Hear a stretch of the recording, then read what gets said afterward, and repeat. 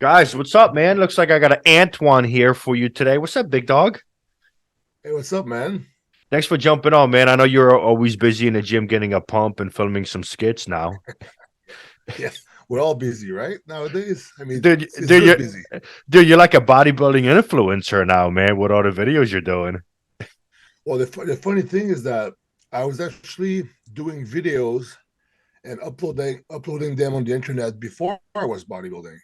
Like before YouTube was a thing. Like people don't know, but I mean, some people know, but me and my friend Juji Mufu, people know Yes. Juji Mufu, right? And we used to be friends back in the 2002. He had a website, and I sent him an email one time on his website because he was doing videos on how to do martial art flips and tricks and kicks and stuff.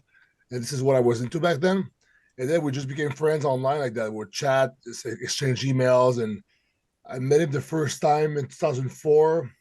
I stayed a month at his place. I was 16 years old, and that was like the first collab, if you want to say. So we just did videos, uploaded them, and back then you had to upload it on a server, and then you have to share the link on a message board. You like a Dropbox links Yeah. almost, but like Yeah. it was like that with everything back then. There was no YouTube, so this is what we did. So actually, if you say like I became like kind of an influencer bodybuilder, I guess what I did back then, it kind of became a job. But for me, it was never. I was not doing that for the money, obviously back then, or anything Yeah. like that, or followers. I've always uploaded my stuff online and share it, just because it's like I want to share something that I'm excited about and I'm passionate about. And I don't know why I did that back then, but I just did it, and now it's like, oh, so I guess it became a job, kind of, and Yeah. with bodybuilding, I kind of did the same thing too. I like upload progress pictures, do videos, and then when YouTube came along, it was like pretty simple. Like, you know what, this thing, you can upload it, people can just click and watch it. They don't have to like pay a server, pay per month, like store stuff online. So that was great. So that this is why I started doing it. So it's pretty cool. It's like if you would tell me like, oh, now when I was young, I gotta go to school, this and that. I tried that, but if you tell me like, oh, there's an option that you can just do whatever you want and then you'll be fine, I would have been like, cool. Well, I took a risk, I guess, and I everything went okay. But yeah, I'm happy with the way way things went, I guess. And yeah, let's see what the future holds. I'm a big fan because it shows it opens up your personality to the people. I think people nowadays are looking for more than just somebody that's lifting weights. They're looking for their personality, what makes them different, so they can relate, find some entertainment. And that's why I brought it up in a positive way because I like it, Yeah, man. I think it's the right thing to do, and it also resonates to like the younger generation. It helps them look into the bodybuilding side in a positive light, other than just fucking guys lifting some heavy weight all the time and being looking angry. So that's why I like that way, man. But let's get to the stuff that people want to know about, man. Like, how did Antoine become a fucking bodybuilder, right? So, you were born, you popped out, and then you went yeah. on your life. And then somehow, somewhere in there, you were like, "I'm gonna lift weights and I'm gonna get naked on stage with speedos on." I know it's funny, right? Well, I think what how it went about is because the crazy thing is that I don't remember for the longest time. I didn't even know why I started bodybuilding. It just happened. But I do remember like I was doing push-ups at home.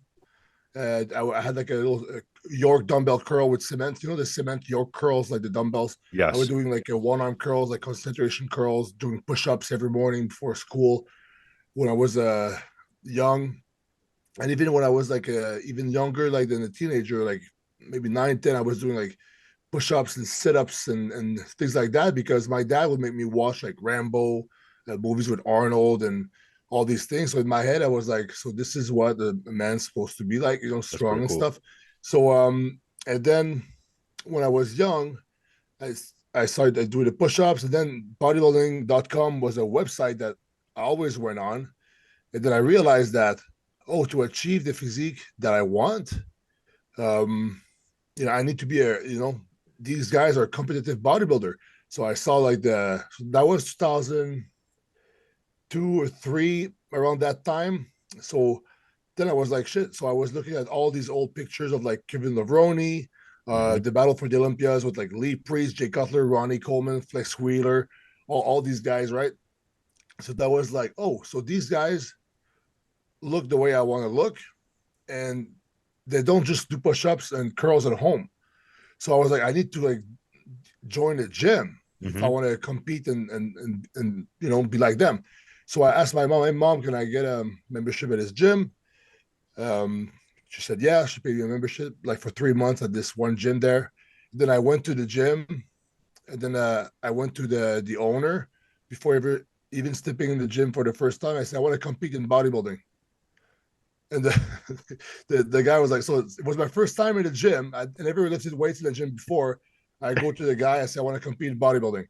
So he made me a 3-day split program, which I would just loop it up all the time, like Yeah. just, and then I started like reacting really well to it. I gained like, um, I mean, dozens of pounds, like pretty quick, like in the first few months.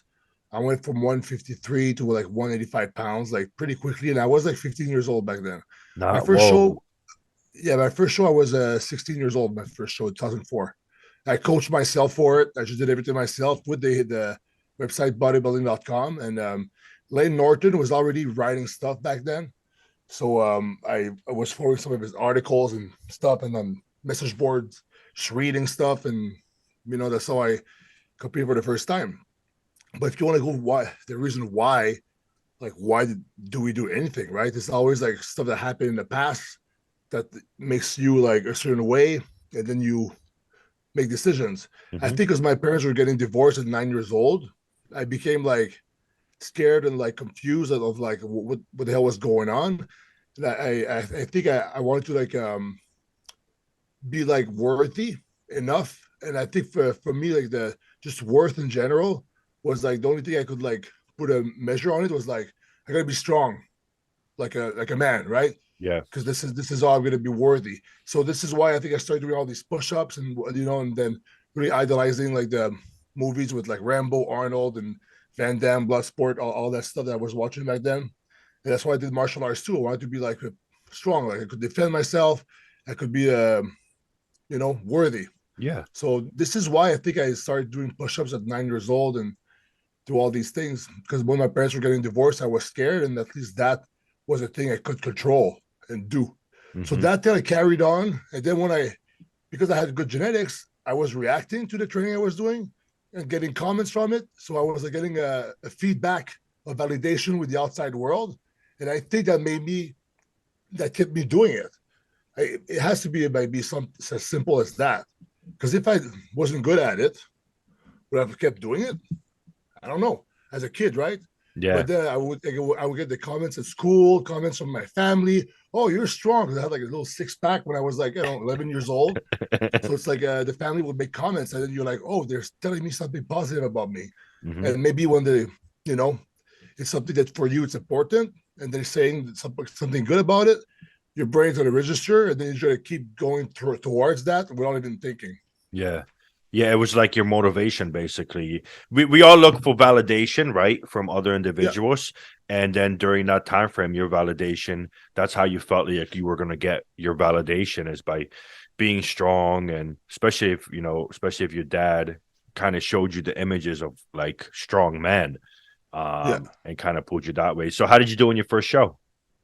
I was 16 in my class. There was only one other guy in it, but he was 20 years old, and I beat him. So I was like, "Holy shit!" So I did this whole thing by myself, and this guy was like older than me, and with more experience and stuff, and I beat him. So I was like proud of myself. So then I heard that there was the next step was the state show. Well, it was Yeah. like a provincial in French. It's like a province show, which is like a state show.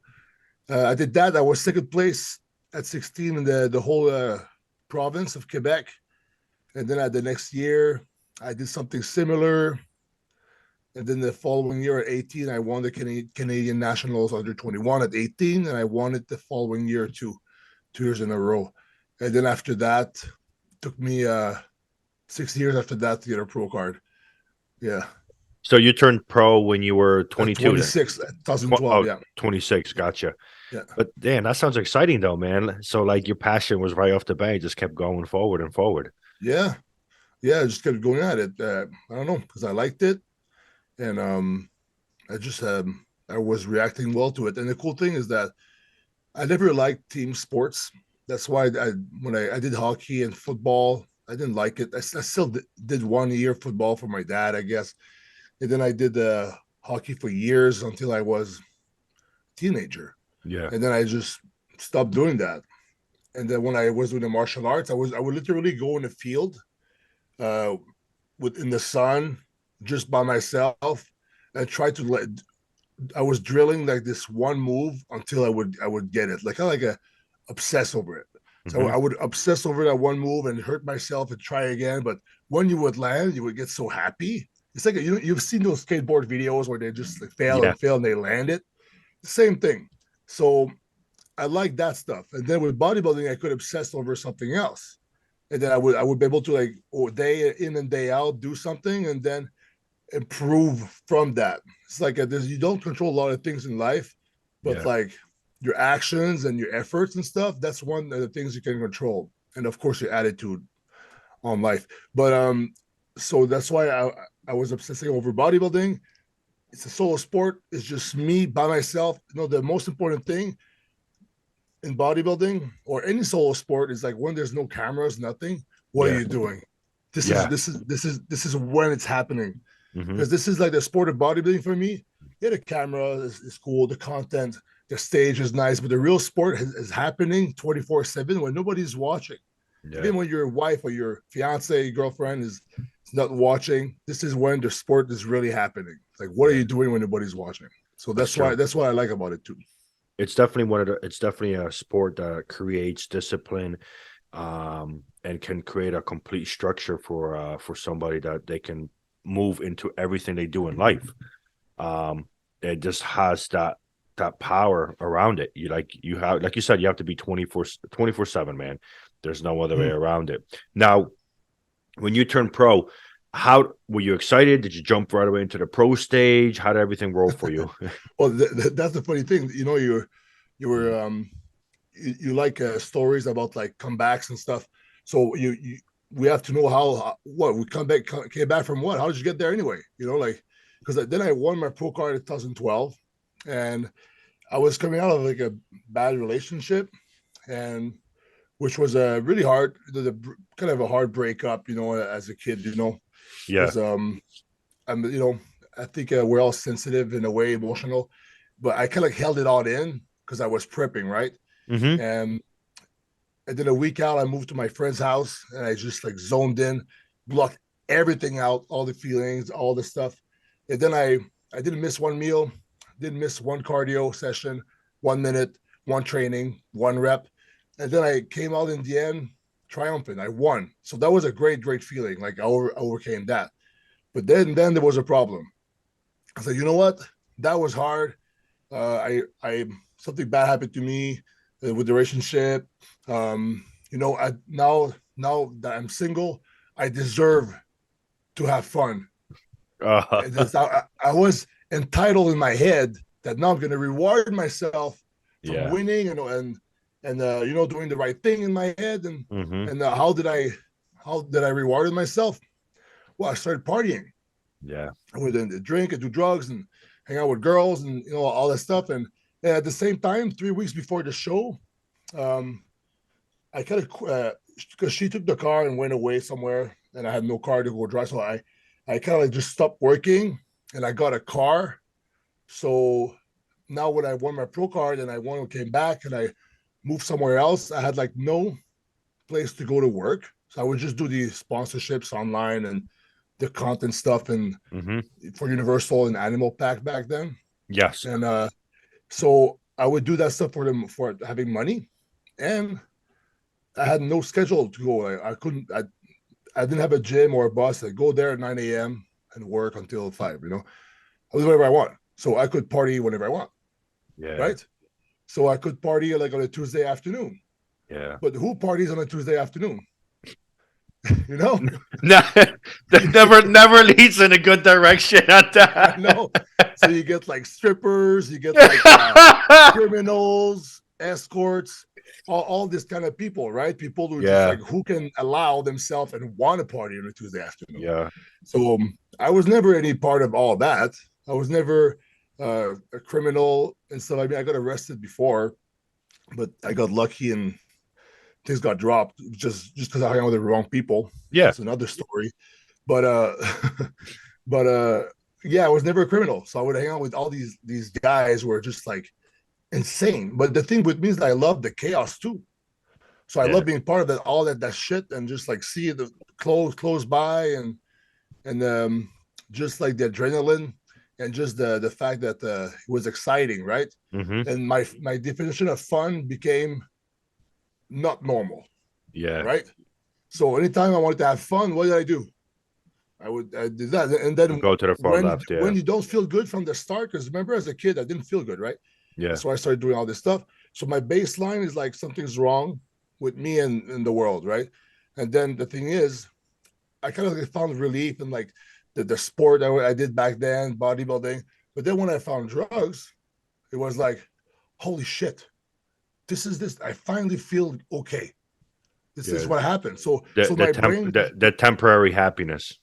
yeah, so my brain registered that. Wow, now you feel like there's nothing wrong with the world or yourself, and you can be yourself.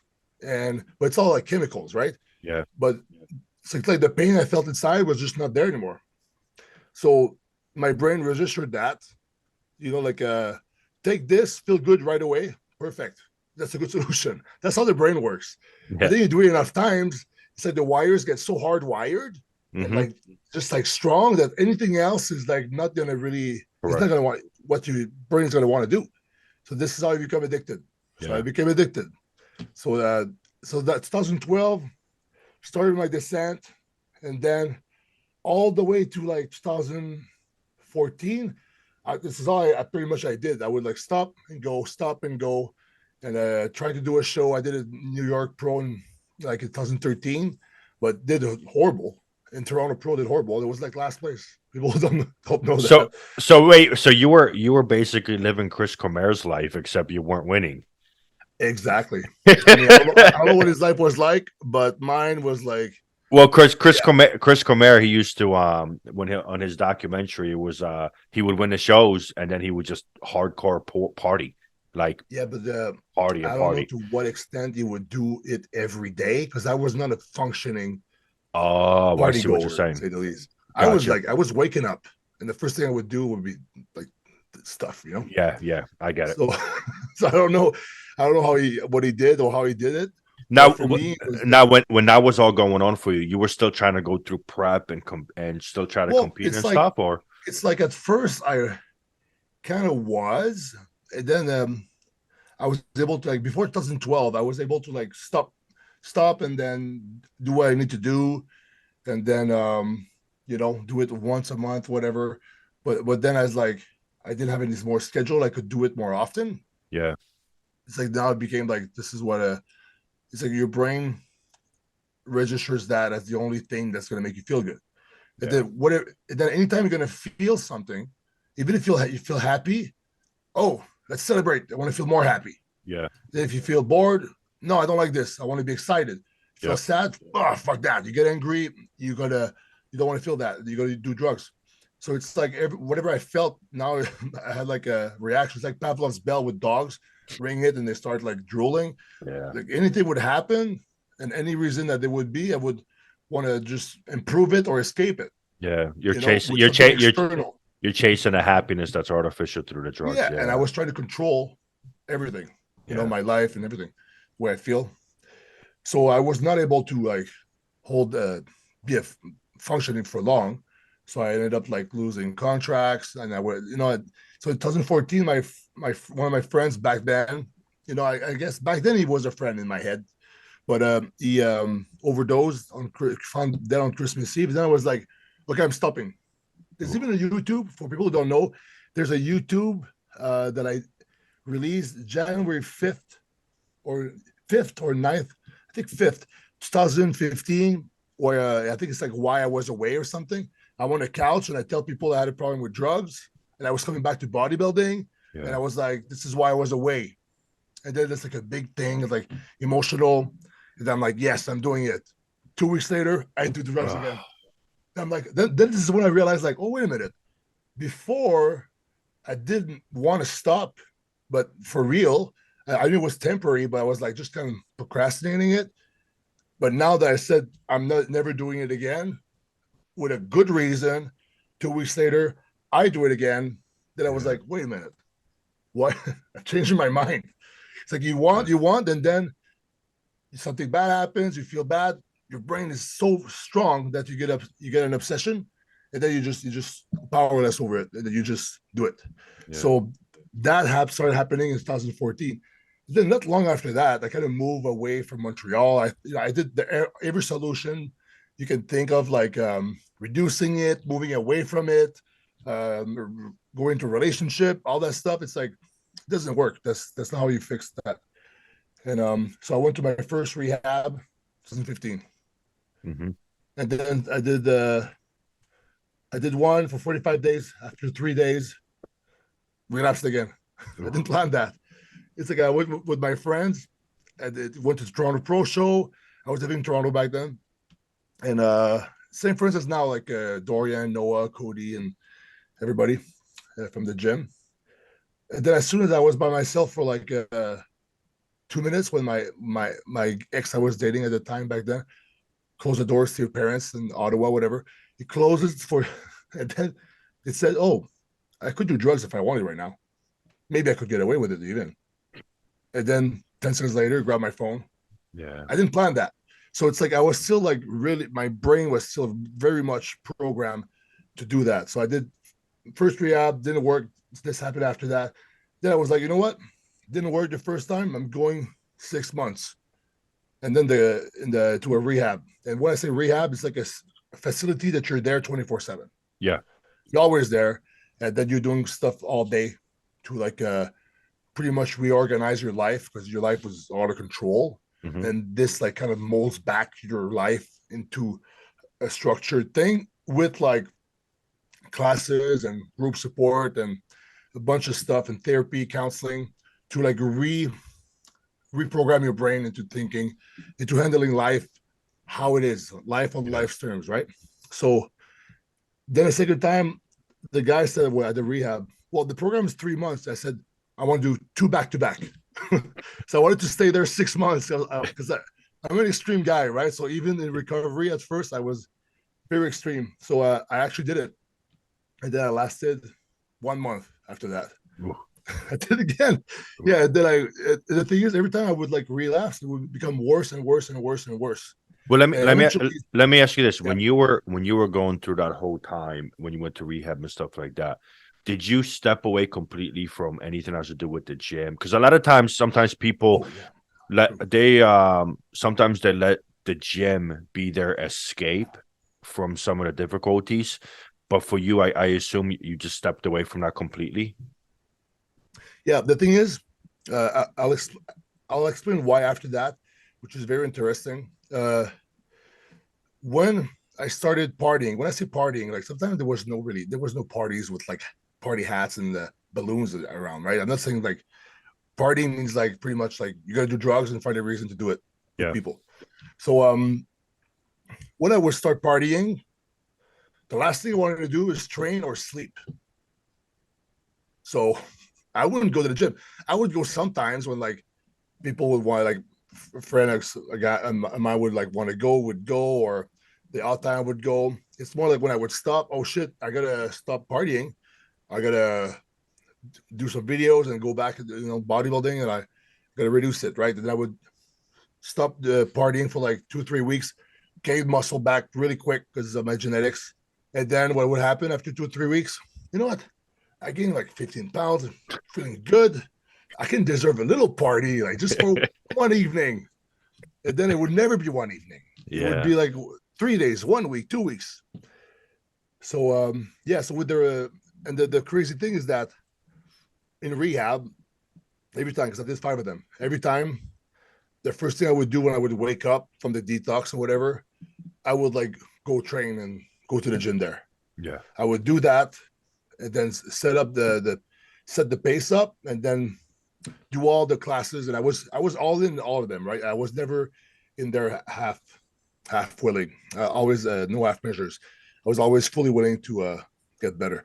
It's Yeah. just that it was just a strong thing to overcome. So third rehab, I did 3 months, lasted 6 months.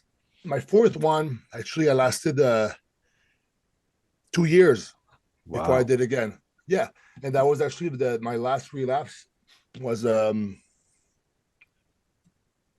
oh 2 years ago. It started actually 2 years ago. Yeah, because I'm gonna get 2 years clean May 28th. Okay. So my fifth one was like I went in there June 1st.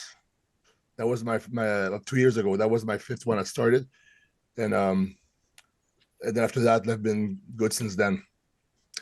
So What yeah. would you say the biggest difference was this time around for you than last time? Oh, it's just that 2 years ago I was like with COVID and everything. I was like, oh, I'm not gonna go to the meetings anymore. They're all online. I don't like it.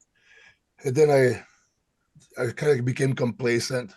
Stopped doing the meetings. By the way, when I say the meetings, it's like 12-step meetings. I do NA because that englobes everything. It's like AA that was made in the 40s, Hmm. but it's like a lot of programs were built around that. And it's just like you got like principles that you live your life with. Yeah. It's pretty much like for example, the first one is that I gotta accept that my life on drugs was unmanageable, that I am powerless over drugs. That if I want to try to control drugs, I have to accept that and know for a fact that it's impossible. And I got a good track record to prove that. So it's just like it's certain things you follow. It's not like step 1 and 12 that you're done. It's like a thing you do every day. It's Yeah. like principles. So yeah. So I was stopped doing that, and then at some point I said, you know what? Alcohol was never my problem. Never had a problem with drinking. You know, that's not what got me homeless and stuff like that. So maybe I can have a few drinks. And then it started like that. Because the thing is, a relapse, it's not a single event. It's like a whole progression. Yeah. You start relapsing mentally before like weeks before even touching substance. It's in your head. So then it started happening at some point. I just one bad decision after another. Like I something bad happened. I was angry, and I was like, you know what? Fuck it. And that happened in the past 2 years ago. It would happen a lot. Is that fuck it? I call it like a case of the fuck it's where you get so angry and emotional that nothing matters anymore. Yeah. Not your friends, not your mom, not your partner or fiance or wife, not even your own life. You're like, fuck it. You know what?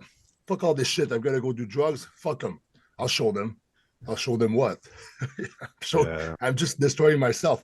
But this is a reaction that's like that would come back because it was ingrained in me from all the times that when I felt bad, I did something to make me feel good right away. So yeah, so throughout these rehabs, I lost everything twice probably, and at some point, I was just like going from a hotel room to another hotel room to some guy's place to this, and I was not even staying anywhere. Then I realized, oh fuck, this is how we become homeless. Yeah. You die enough times and become like lose everything at some point. Nobody wants you around anymore, and you'll just be Yeah. on the street. So after my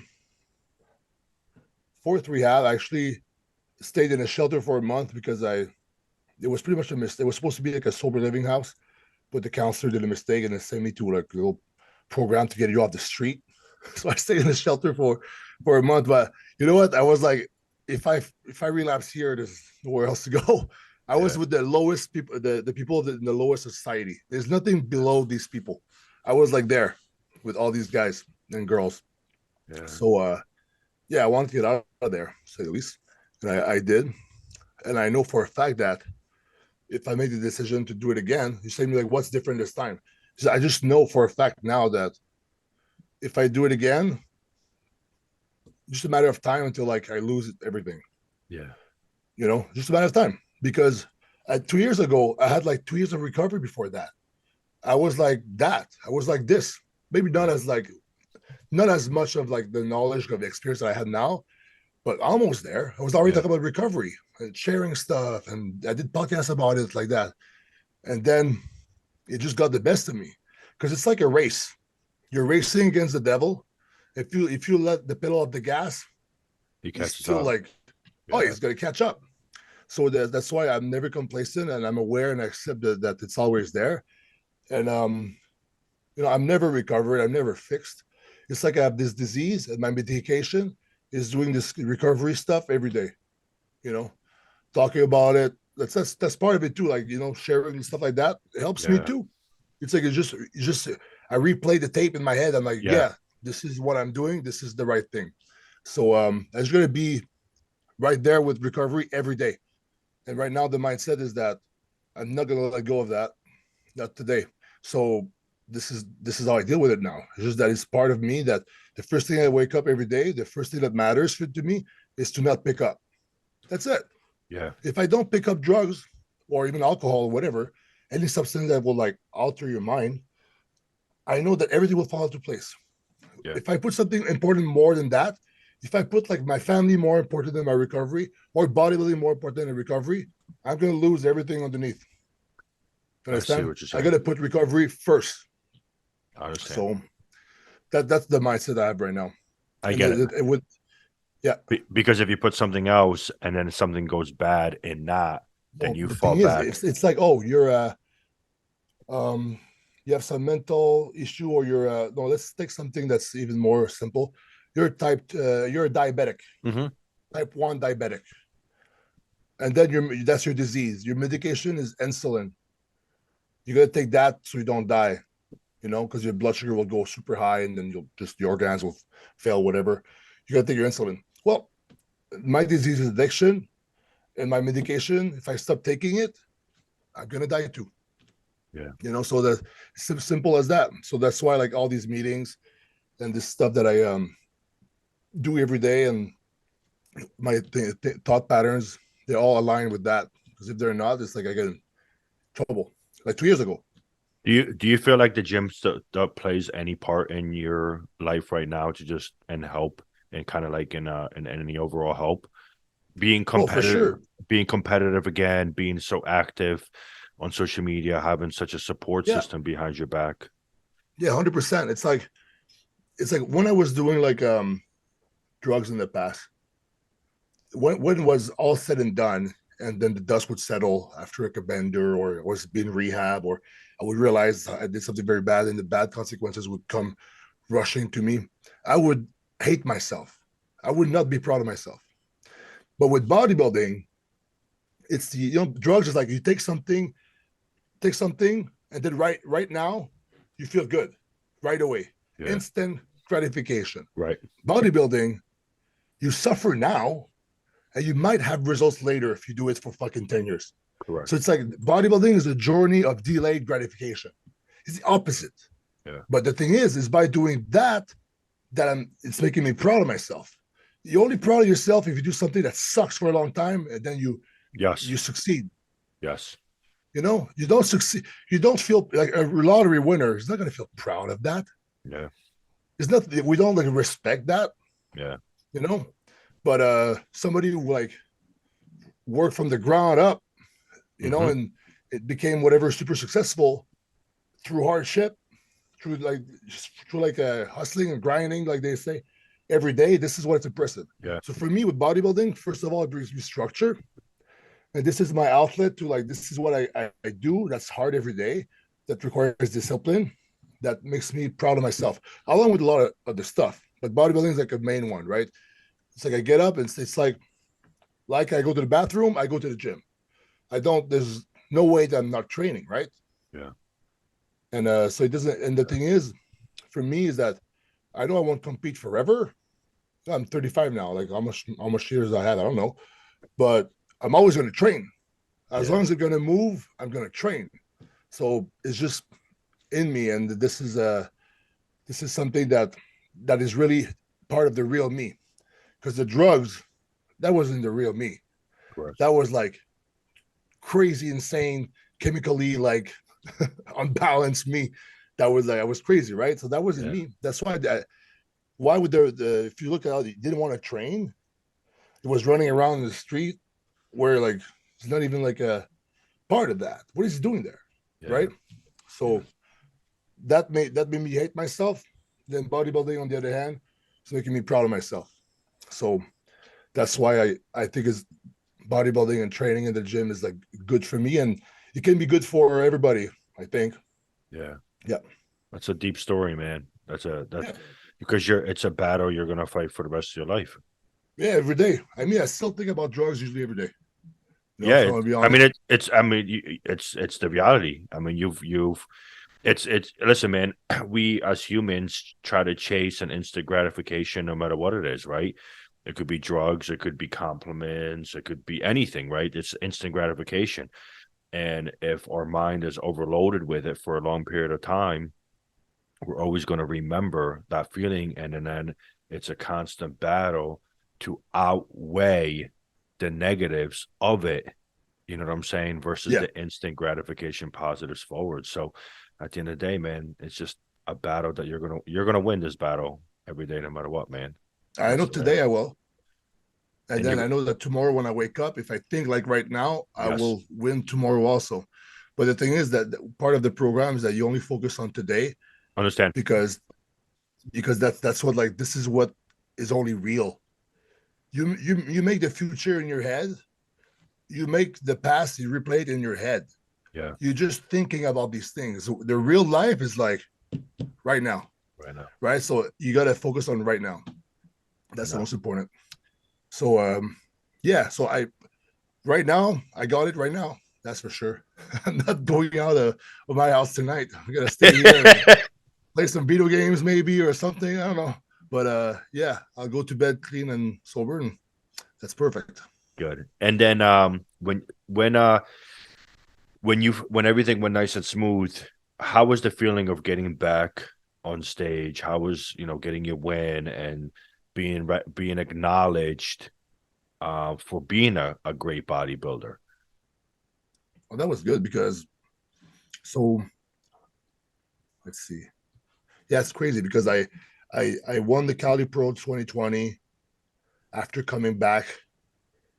Um and I oh yeah, it was a bicep there. There was COVID that had a bicep there. And a year later I won Cali Pro and qualified for the Olympia. That was my first pro win. Super happy. First Olympia, a little bit stressed. And this is when during the time where it was like I was still like I was starting like to feel like mentally not stable and I was Yeah. not doing recovery. It was after the Olympia that my descent started again. And then when I relapsed, I also tore my other bicep. Whoa. Yeah, so it's like through all that, there was like fucking Ooh. bicep tears. But bicep tears are like a piece of cake compared to addiction. Whatever, it's Yeah. easy.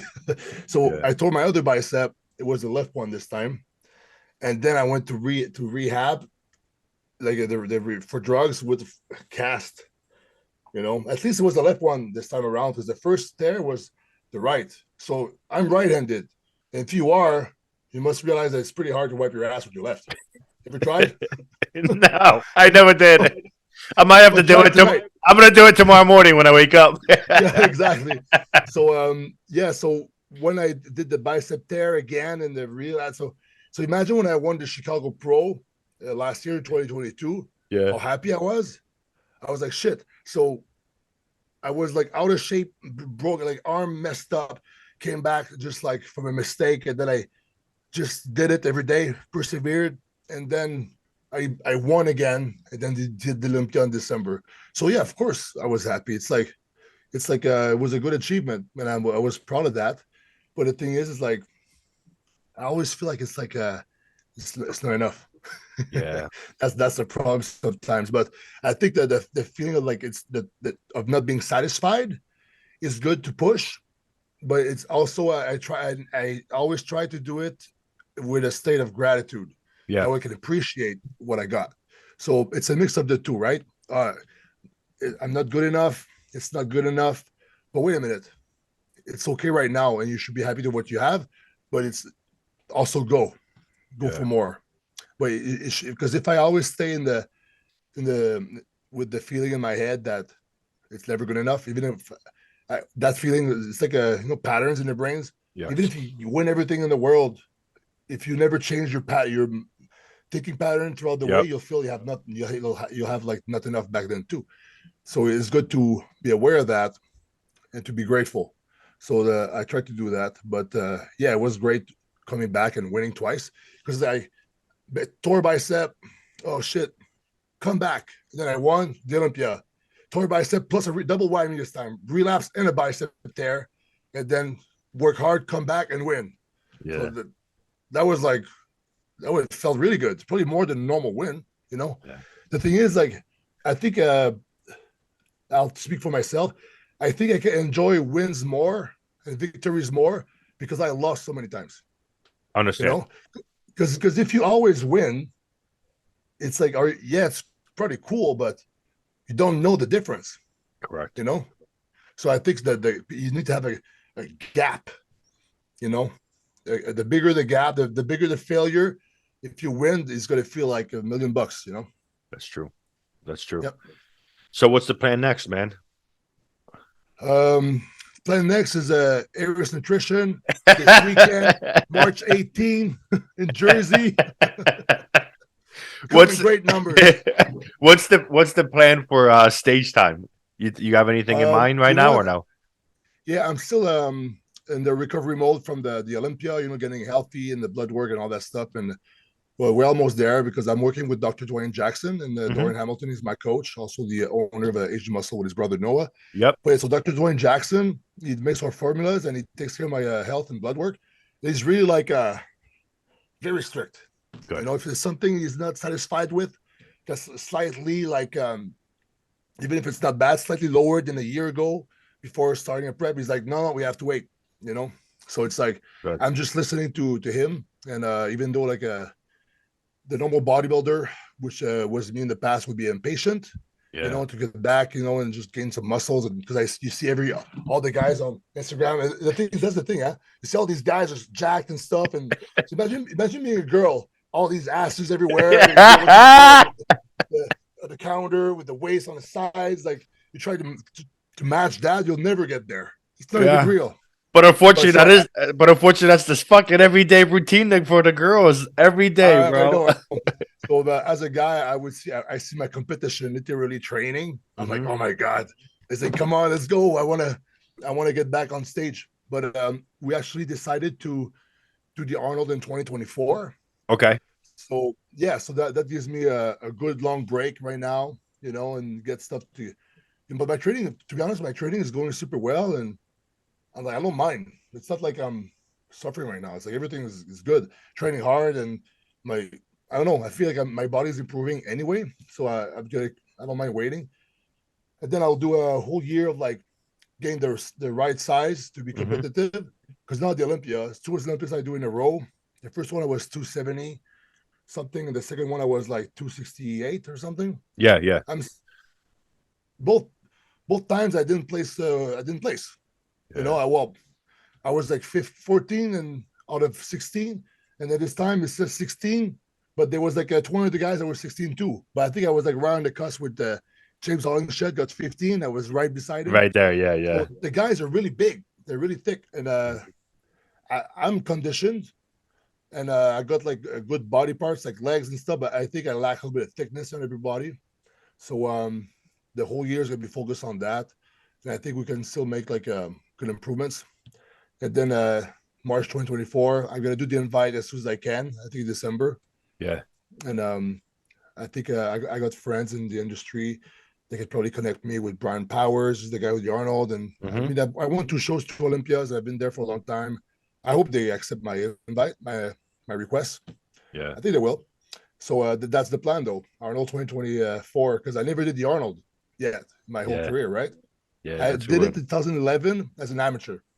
Good. I'm Yeah, looking forward to it, man. I'll be there. I'm always going to the Arnold's and the Olympia, yeah, so sweet. I'll definitely be there and see you, man. Well, Antoine, listen, bro. Thank you so much for your story, man. And look, bro, you fight a battle that a lot of us don't know about. You know what I'm saying? Listen, everybody fights some kind of battles, but Yeah, they're like little tiny scrimmages, right? You fight a war. every morning when you wake up, man. So listen, bro, we want to see you here, man. We want to see you keep moving forward, and we want to keep seeing your videos and everything else. So just keep doing you, bro. Keep doing you, and keep fighting that and winning that battle as you are right now. All right. Yeah, no, thanks, man. Appreciate that. And yeah, I mean, every day is a struggle, but it's also every day is a chance to get better and do the right thing. You know, I'm trying to do that. And you said that not everybody is like struggling like that, but there's people who have it way worse than me too, right? Is whatever you got, it's like, how can you make it better for yourself? Yeah. I think that's a good way of thinking. So, but yeah, thanks, man. And yeah, guys, check out I got a YouTube, by the way, guys, youtube.com Mhm. slash Antoine Vaillant. That's my name. Instagram, Antoine87. And, thanks to Flag Norfell, HD Muscle, Iron Bowl Strength, and Fit Menu for the food, and Aris Nutrition for inviting us for March 18th. And yeah, just I'm sure you will put all the socials in the description anyway. Of If I course. forget stuff. Oh yeah, I got a website too, avbodybuilding.com. Got some merch, got some ebooks. Check it out, guys, if you want to support. I No appreciate problem. that. We got you, Yeah, brother. yeah, Antoine, thank you so much, man. of course. Have a good See night. All you right. this weekend. See See you you this this weekend. weekend. Yes, sir. Bye.